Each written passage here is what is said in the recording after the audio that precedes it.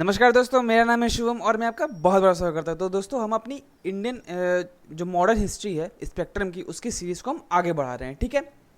तो दोस्तों, हमारा चल रहा था रिवॉल्ट ऑफ 1857। तो इसमें दोस्तों हमने दो पार्ट कंप्लीट कर लिए थे, पार्ट वन और पार्ट टू। उससे हम लोग मेनली पढ़ा हमने कि इस रिवोल्ट के पीछे काउजेज क्या क्या थे, क्या कारण हुआ, क्या कारण था कि जो लोगों ने इतना बड़ा विद्रोह कर दिया, इतना बड़ा आंदोलन कर दिया। ठीक है, ये तो हमें समझ में आ गया। अब ये देखेंगे कि इस रिवोल्ट का फेलियर क्यों हो गया, क्या जबकि इतने पॉपुलर रिवोल्ट को कैसे सप्रेस कर दिया गया था, कैसे फेलियर हो गया था। अब हम लोग ये देखते हैं कौन कौन से फैक्टर्स थे, वो अब देखेंगे। ठीक है दोस्तों, मेनली इसके तीन फैक्टर थे फेलियर के। ठीक है, पहला तो एडमिनिस्ट्रेटिव रीजन, दूसरा मिलिट्री रीजन और तीसरा आइडियोलॉजिकल रीजन।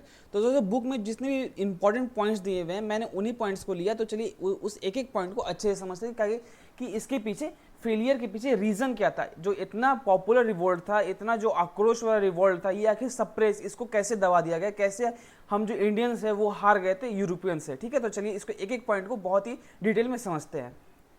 तो दोस्तों, causes of failure of the revolt, इसके काउजेज क्या क्या थे। सबसे पहले तो काउजेज दोस्तों यही था, आप जानते हो, लिमिटेड टेरिटोरियल स्प्रेड। मैंने आपको पहले ही बताया था, साउथ के हिस्से से, मतलब साउथ इंडिया के हिस्से से बहुत ज़्यादा लोगों को समर्थन, लोगों को उतना सपोर्ट नहीं मिल पा रहा था कि वो आगे बढ़ते। ज़्यादा कहाँ से उनको सपोर्ट मिला था, बस बिहार से, राजपूताना के इलाके से, दिल्ली के इलाके से, बस यहीं से उनको सपोर्ट मिल रहा था। पूरा एक होता है ना, एक यूनिटी, ऐसा नहीं था कि हाँ पूरी इंडिया मिलकर विद्रोह कर रही है ब्रिटिश का, तो ऐसा बिल्कुल भी नहीं हो रहा था उस टाइम। बस कुछ पार्ट्स जो थे बस वही विद्रोह कर रहे थे, बस वही लड़ रहे थे, बस वही आंदोलन कर रहे थे, लेकिन पूरा पार्ट नहीं कर रहा था। वो कहते हैं ना, यूनिटी, एक होता है ना यूनिटी बना के लड़ना, वैसा कुछ भी नहीं था, क्योंकि साउथ के पार्ट से या फिर नॉर्थ के बहुत सारे पार्ट से उतना ज़्यादा इनको समर्थन नहीं मिल रहा था। तो पहला तो रीज़न ये था। ठीक है, अब दूसरा रीज़न देख लेते हैं।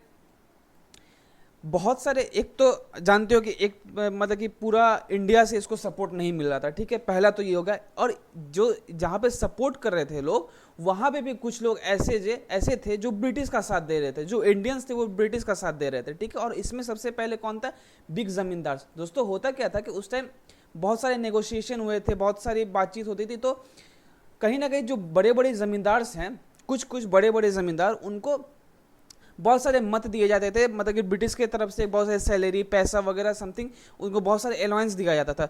तो वो क्यों चाहेंगे विद्रोह करना उसका। अब एक बात सोच के देखो, आपको उन्हें सब कुछ मिल ही रहा है ब्रिटिश की तरफ से, तो वो आंदोलन क्यों करना चाहेंगे। तो ये आंदोलन नहीं कर रहे थे, और इनफैक्ट वो क्या कर रहे थे, जो आंदोलन एक तो साथ नहीं दे रहे थे, और दूसरा क्या, जो आंदोलन कर रहे थे उनको भी वो लोग डिमोटिवेट कर रहे थे। ठीक है, उनको भी लड़ने नहीं दे रहे थे, एक तो खुद नहीं लड़ रहे थे और उनको भी नहीं लड़ने देते। तो ये क्या कर रहे थे, एक ब्रेक वाटर का काम कर रहे थे पूरा जो आक्रोश था उसके बीच में। ठीक है, दूसरा रीजन तो ये हो गया। अब तीसरा रीजन आता है मॉडर्न एजुकेटेड इंडियन। दोस्तों, होता क्या था, पहले में कुछ जो भारतीय थे वो विदेश पढ़ने के लिए आते थे। विदेश से जब पढ़ के वो लोग आए, तो यहाँ पे उन्होंने देखा कि यहाँ तो सब कुछ पहले ही जैसा है, सब कुछ पीछे ही है, क्योंकि वो लोग वेस्टर्न कल्चर को देख के आए थे। तो इनको लगा कि जो ब्रिटिश इंडिया में आएगी वो वेस्टर्न कल्चर को लेके आएगी, क्योंकि यहाँ पे कोई भी टेक्नोलॉजी नहीं थी, कोई भी बहुत बड़ा बड़ा डेवलपमेंट नहीं हुआ था। तो इन्हें लगा कि जो ब्रिटिश यहाँ पे आएगी तो यहाँ पे बहुत सारी कंपनीज या फिर डेवलपमेंट करेगी, उनकी सेटअप, कंपनीज की सेटअप करेगी। तो ये इन्हें लग रहा था। ठीक है, और कहीं ना कहीं ये बैकवर्ड लुकिंग था। मतलब ये कि ये जो यहाँ विद्रोह कर रहे थे, ऐसा तो नहीं था कि ये हाँ डेमोक्रेसी की बात कर रहे हैं, राइट टू इक्वलिटी की बात कर रहे हैं, फ्रेटर्निटी की बात कर रहे थे, ऐसा बिल्कुल भी नहीं था। ये लोग पास्ट में जाना चाहते थे। मतलब ये बस वही सोच रहे थे कि जो हमारा राजा महाराजा वाला जो शासन चल रहा था वही ज़्यादा बेटर था, उसमें हमें कोई परेशानी नहीं हो रही थी। तो ये कहीं ना कहीं बैकवर्ड लुकिंग था। इसलिए जो मॉडर्न पीपल थे, मॉडर्न एजुकेटेड जो इंडियन थे, उन्होंने इस चीज़ में साथ नहीं दिया। ऐसा बस इसलिए था क्योंकि वो बैकवर्ड सोच रहे थे, वो पीछे जाना चाहते थे।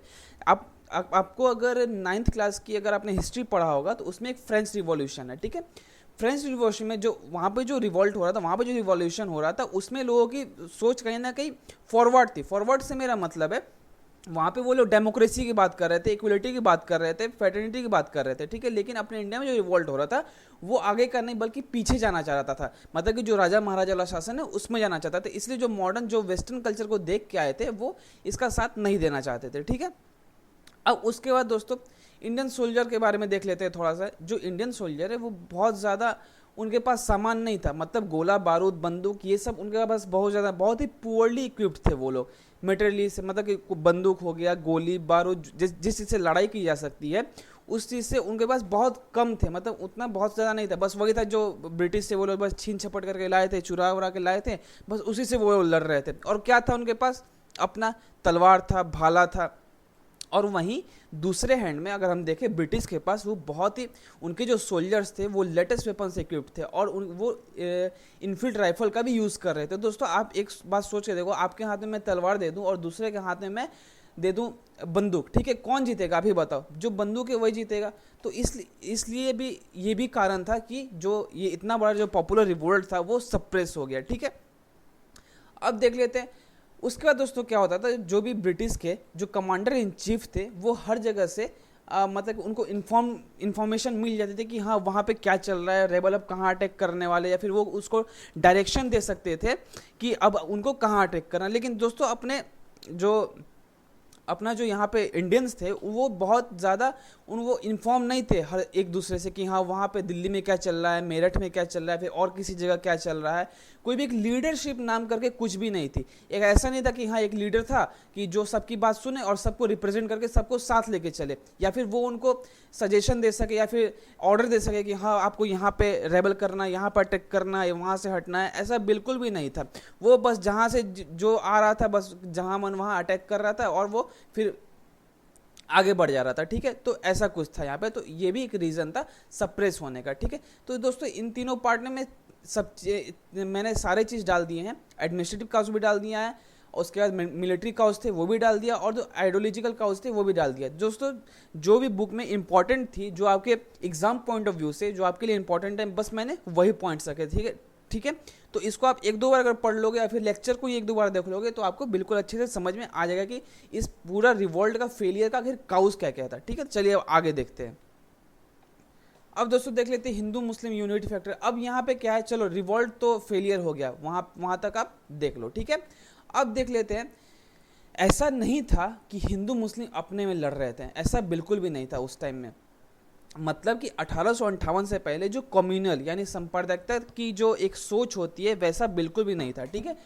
ऐसा क्यों मैं बोल रहा हूँ, क्योंकि सारे लोग जो हिंदू मुस्लिम थे वो सब एक दूसरे को कॉपरेट कर रहे थे और वो लोग सिर्फ और सिर्फ ब्रिटिश के खिलाफ लड़ रहे थे, ठीक है। ये लोग अपने में नहीं लड़ रहे थे कि वो हिंदू है वो मुस्लिम है या फिर ऐसे करके वो अपने में लड़ रहे हैं, ऐसा बिल्कुल भी नहीं था। या तो वो पीपुल हो, आम आदमी हो, या तो सोल्जर या फिर लीडर हो, वो सब मिल के सिर्फ और सिर्फ ब्रिटिश के खिलाफ ही लड़ रहे थे, ठीक है। ऐसा इसलिए था क्योंकि नाना साहब जो थे, नाना साहब के जो मतलब कि आप बोल सकते हो नाना साहब के साथ में जो लड़ रहे थे वो थे अजीमुल्ला। अजीमुल्ला कौन थे? एक मुस्लिम एक्सपर्ट इन पॉलिटिकल प्रोपेगेंडा, मतलब कि एक पॉलिटिकल एक्सपर्ट थे।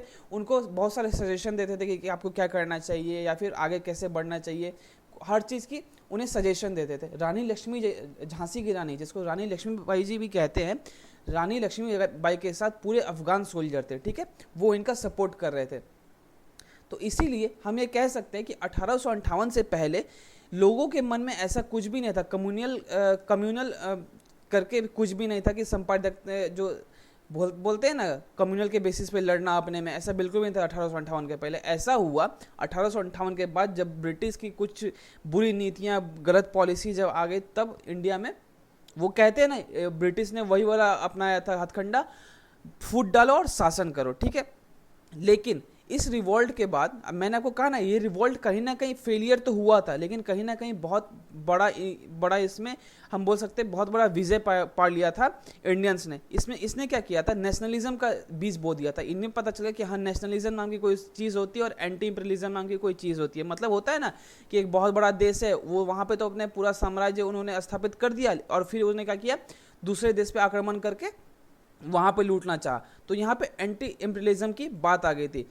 But the concept of common nationality and nationhood was not inherent to the revolt of 1857। लेकिन इस रिवोल्ट की वजह से कॉमन नेशनलिटी मतलब नेशनलिटी और नेशनहुड के प्रति कोई भी एक होता है ना मोटिव, उसके प्रति मोटिव कम हो जाना, ऐसा बिल्कुल भी नहीं था, ठीक है। तो ये था हिंदू मुस्लिम फैक्टर।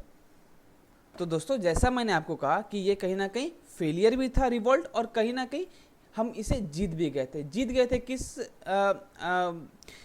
किस पॉइंट ऑफ व्यू से, ये मैं बताता हूँ कि कॉन्सिक्वेंसेस क्या पड़े थे इसके। जो 1857 का रिवोल्ट है वो मार्क था turning point in the history of India. It led to the change, उसने पूरे एडमिनिस्ट्रेटिव सिस्टम को बदल के रख दिया। और जो गवर्नमेंट की जो पॉलिसी थी, जो वो बुरी पॉलिसी, बुरी तो नहीं बोल सकते, वो उनके लिए ठीक थी, उनके लोगों के लिए ठीक थी, लेकिन हम जो इंडियंस थे उनके लिए सही नहीं थी। तो उनकी जो पॉलिसी है उन्होंने चेंज किया। मतलब क्या, वो जब भी कोई पॉलिसी बनाएंगे तो उसमें इंडियंस को भी लेके चलना पड़ेगा। ऐसा नहीं है कि बस वो अपने लिए बना रहे हैं या बस शासन करने के लिए बना रहे हैं, ऐसा कुछ भी नहीं होगा। वो जो भी करेंगे इंडियंस को नज़र में रख के करेंगे कि हाँ इंडियंस को इसकी वजह से कोई प्रॉब्लम तो नहीं हो रही। उसके बाद जो अपना कंपनी रूल था, जो 1600 एडी में आया था एज अ ट्रेडर, यहाँ पे ट्रेड करने के लिए, यहाँ बिजनेस करने के लिए, उस कंपनी रूल को बिल्कुल ख़त्म कर दिया गया। और जितना भी एडमिनिस्ट्रेशन है वो किसके अंडर में चला गया, ब्रिटिश क्रोन के अंदर में, ब्रिटिश क्रोन के अंदर में चला गया। और जो कंपनी रूल था उसको बिल्कुल ख़त्म कर दिया गया। और क्वीन के बिहाफ में एक दरबार हुआ था इलाहाबाद में, उसमें लॉर्ड कैनिंग ने अनाउंस किया कि गवर्नमेंट ऑफ इंडिया जो है वो अब डायरेक्ट ब्रिटेन के अंदर में चलेगी। मतलब वो उसको पूरा कंट्रोल, उसका पूरा एडमिनिस्ट्रेटर, पूरा पॉलिटिकल पूरा कंट्रोल किसके अंडर में जाएगा, ब्रिटिश क्रोन के अंदर में। और ये जो कंपनी रूल था वो खत्म हो जाएगा। ठीक है, the era of annexation and expansion. अब आप जानते हो ना, ब्रिटिश के मन में ये चलता था कि मान लो यहाँ तो हमने कब्जा कर लिया, अब चलो कहीं और जगह कब्जा करते हैं। यहाँ तो अपना वो शासन कर ही रहे थे, अब दूसरी जगह, मतलब वो एक्सपेंशन करना चाह रहे थे, अपने एरिया को बढ़ाना चाह रहे थे। लेकिन उसके बाद उन्होंने कहा कि उन्होंने प्रॉमिस किया कि यहाँ जो एक्सपेंशन और एनेक्सेशन हो रहा था उसको ख़त्म कर दिया जाएगा, और जितने भी यहाँ प्रिंसेस हैं उनकी डिग्निटी को रिस्पेक्ट दी जाएगी। ठीक, डिग्निटी और राइट को रिस्पेक्ट दी जाएगी। ठीक है, और द इंडियन स्टेट को paramountcy of the British crown and were to be treated as a part of single charge. मतलब कि जो भी इंडियन स्टेट है वो ब्रिटिश के पारामाउंटेंसी के अंदर चली गई है और ब्रिटिश क्रोन के पारामाउंटेंसी के अंदर में रहेगी, और उसको एक सिंगल चार्ज पे, मतलब उसको सिंगल माना जाएगा। मतलब कि सिंगल का कहने से मेरा मतलब है सबको एक नज़र से देखा जाएगा। ऐसा नहीं है कि ब्रिटिश के लिए, जो ब्रिटिश है वो बस उस पॉलिसी से खुश है तो वही पॉलिसी बना देता है, ऐसा बिल्कुल भी नहीं। इंडियंस भी उस पॉलिसी से खुश होना चाहिए। ठीक है, तभी वो पॉलिसी बनाएंगे, सिंगल चार्ज में रखा जाएगा उनको। उसके बाद जो आर्मी वो कहा गया। उसके बाद दोस्तों क्या हुआ, ब्रिटिश के दिमाग में एक बात तो आ गई थी कि यूनिटी में बहुत पावर है। अगर ये इंडियंस अगर एक साथ सब मिल के आ जाए तो हमारी तो खैर नहीं। तो ये चीज़ इन्हें पता चल गई। उसके बाद उन्होंने क्या किया दोस्तों, डिवीज़न एंड काउंटरशिप, मतलब फूट डालो और शासन करो का आइडिया को अपना लिया। और उसी तरह बहुत सारी पॉलिसीज़ ऐसे लाते, वो हम आगे के लेसन में देखेंगे कौन कौन से पॉलिसीज़ लाए, कौन कौन से हथकंडे अपनाए जो इन्होंने भारतीय के अंदर ही फूट डालना स्टार्ट कर दिया। और हम कहीं ना कहीं उस चक्रव्यूह में फंस भी गए थे। ठीक है, तो वो हम आगे वाले लेसन में देखेंगे कैसे क्या क्या पॉलिसीज़ थे, कौन कौन से हथकंडे इन्होंने अपनाए कि हम जो इंडियंस थे, इंडियंस में बहुत सारे, मतलब उन्होंने फूट डाला, ऑब्वियसली फूट डाला इसलिए उसके बाद ही बहुत सालों तक उन्होंने शासन किया। ठीक है, उसके बाद इंडियंस के दिमाग में एक बात आ गई थी कि हम इंडियंस हैं और ये इंग्लिश हैं। मतलब एक होता है ना कि हाँ वो हमारे वेलफेयर के लिए कभी काम नहीं करेंगे, ऐसा करके कुछ ना कुछ इंडियंस के दिमाग में आ गया था। ठीक है, तो दोस्तों ये था पूरा अपना रिवॉल्ट ऑफ 1857। हमने इसमें काउजेस देख लिए, इसके फेलियर कैसे हुई ये देख लिया हमने, और इसके कॉन्सिक्वेंसेस देख लिए। मतलब कि ये जब खत्म हो गया, जब पूरा रिवॉल्ट खत्म हो गया तो उसके बाद क्या क्या प्रभाव पड़े, क्या क्या पॉलिसीज़, क्या क्या गवर्नमेंट ने पॉलिसीज़ चेंज की, क्या वो मतलब क्या क्या उन्होंने हथकंडे अपनाए। उसके बाद वो हम और आगे के लेक्चर में पढ़ेंगे, धीरे धीरे जब आते जाएंगे आगे तो वो आपको क्लियर होता जाएगा। ठीक है, तो दोस्तों आज के लिए बस इतना ही था। हमारा 1857 का रिवोल्ट खत्म हो चुका है। अगर लेक्चर अच्छा लगा होगा तो लाइक कीजिएगा, शेयर कीजिएगा दोस्तों के साथ, और सब्सक्राइब जरूर कीजिएगा। तो दोस्तों मैं उसमें मिलते हैं अगले लेक्चर में एक नई चैप्टर के साथ। आज के लिए दैट्स ऑल, थैंक यू। एक चीज़ और, ज्योग्राफी और पॉलिटी की भी लेक्चर आ रही है। एम लक्ष्मीकांत की ज्योग्राफी, एम लक्ष्मीकांत की पॉलिटी और जीसी लियोंग की ज्योग्राफी, इन दोनों की भी लेक्चर आ रही है डेली। तो अगर आपको वो भी देखना है तो आप जाके देख सकते हो। Thank you.